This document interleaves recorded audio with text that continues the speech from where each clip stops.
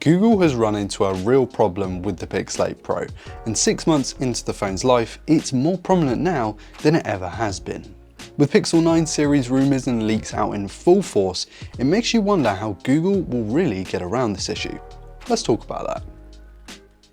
When the Pixel 8 Pro launched, I, along with many of my peers, praised its much improved hardware over the previous 2 generations, and I called it sort of the final evolution of the Pixel. The latest generation of Tensor improved stability and efficiency, and you all know just how good Google's camera experience is. It's still a solid package, and the phone itself is still one of the best that you can buy. Since its release late last year, the market has seen kind of a small shake-up, and as much as I still really like the device, it's a harder sell now than it ever has been, even if prices have come down in different stores and in different markets. The company, relying on its AI trickery and AI magic features to do the heavy lifting, has almost distracted from the fact that Tensor, well, it isn't really quite at the level that it should be. And other companies like, well, I don't know, Samsung, have been catching up with their own implementations of these legitimately useful AI-powered tools. Stuff like on-the-fly image adjustments, or translation, or object recognition. Every Pixel ad I see is about its magic features, not about its hardware. It's likely that we'll see this kind of tech trickle into other smartphones too, and this set of tools, once unique to the Google Pixel, will become the standard, for better or for worse. The same goes for Google's cameras. I remember going in store and buying the original Pixel. I remember it taking the best photos that I've ever taken, and its successor pretty much doing the same too. I loved the colours, the detail, the dynamic range. These phones' cameras were once the best at any given smartphone generation. But companies like Samsung, OnePlus, Apple and Honor are catching up. Suddenly you might not be buying the Pixel to get the best smartphone camera experience. Sure, it's absolutely still up there with the best, and I have captured some of my favourite images from this year with the Pixel 8 Pro. I especially love how the camera reacts around motion. It's one of the best, most reliable point and shoot setups. And I have a video coming soon where I talk specifically about smartphone video, which is something that the Pixel 8 Pro does do quite well too. But I'm not picking this phone up especially when I'm headed out somewhere scenic.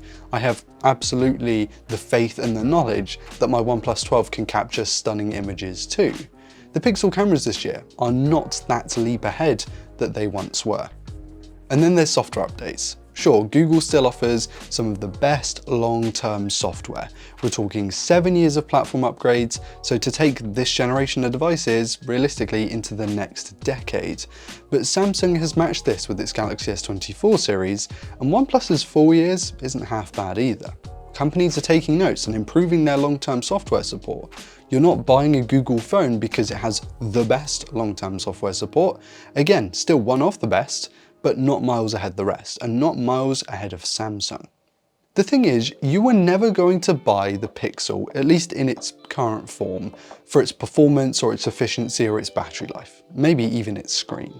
Sure, none of these things are bad on the Pixel 8 series, but they are things that many of the other phones can do better. Whether they're cheaper, pricier, from completely different regions, for completely different markets, what the Pixel has been about for a good while is software. It's AI and it's cameras. And it's not really the king of any of those at this moment in time. It really makes you wonder whether the switch to Tensor from Snapdragon was the best move, as Google had to sacrifice far too much development in many of its other areas to focus on its in-house silicon development.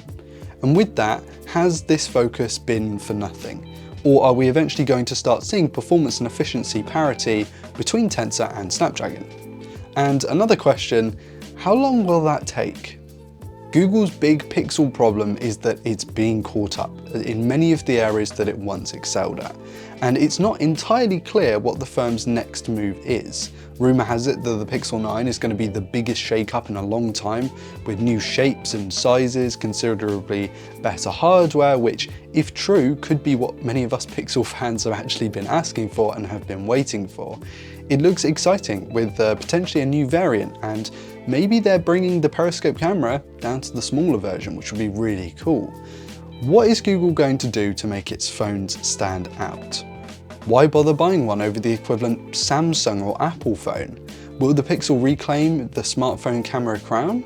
Or maybe Google will unveil a whole different kind of AI feature that we haven't thought of yet, and it will take its competitors once again time to catch up. I want to hear your thoughts on this in the comments because I'm intrigued, excited, and kind of nervous for where the Pixel is going to go. Alright, I want to talk specifically about the Pixel 8 Pro. Well, as you know, this is still very much one of my favourite phones. The colour and the design stand out, and I prefer the camera bar over the corner situated clusters. The screen and the cameras are still extremely good, some of the best on the smartphone, as I've said before. Since the 8 Pro released, many other smartphone makers started increasing their display's maximum brightness output, so it's definitely not unique in that aspect anymore. But that isn't to say it's a bad screen. I have thoroughly enjoyed my time watching YouTube with this thing, and the added brightness does help tremendously when outdoors, or at least the few times that it's been particularly sunny where I live. I haven't had a single connectivity issue with my unit using 3 and O2 in the UK. At least carrying my Snapdragon powered devices around with me as well, I haven't noticed a major difference in signal quality or signal speed, and the performance, while still not quite at the level that I think a $1,000 or near $1,000 smartphone should be, is still quite decent. You can play games on this, despite what many sensationalist headlines might tell you. It's a responsive phone, and the battery still lasts me a full day, so it's not all doom and gloom for the Pixel, despite my reasoning for making this video. Though its AI features aren't unique anymore, that doesn't stop them being really useful. I found Magic Eraser especially handy, and actually quite fun to play around with, and the same goes for the cameras as a whole really. I've shown you some samples already in this video, and I'm sure you've seen heaps in the regular reviews.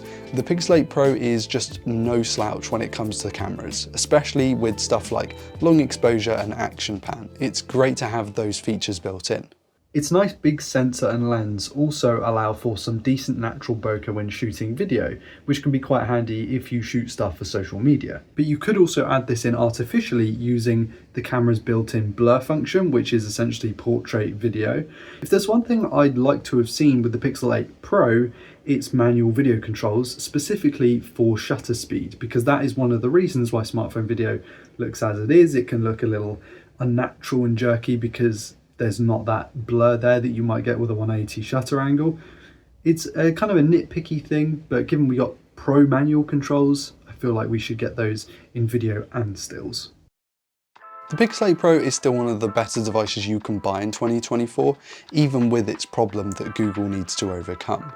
But if you're set on picking one of these smartphones up, I would ask that you at least consider the fact that you might not be buying this phone for the right reasons. It's not the king of the cameras, it's not the king of software, it's not really the king of anything at the moment. It does everything pretty well, and other companies are doing tremendous jobs too. Don't sell yourself short by just going for the Pixel and not checking out other options. And if you come back and you've done all that research and you still want the Pixel, fair enough. It's a very, very good phone, and I don't think that you'll be disappointed with your purchase. Please do let me know what you think in the comments section. I've used every single mainline Pixel device at one point or another, and I've been quite a big fan of it as a device line. It spearheaded the innovation in software and AI developments, as you know, which can only really be a net positive for the industry as a whole. So what's the next move? I don't know, let me know. Hit like if you enjoyed today's content, subscribe if you're new around here to never miss another upload. I've been Ryan Thomas with Android Police, and I'll catch you later. Cheers.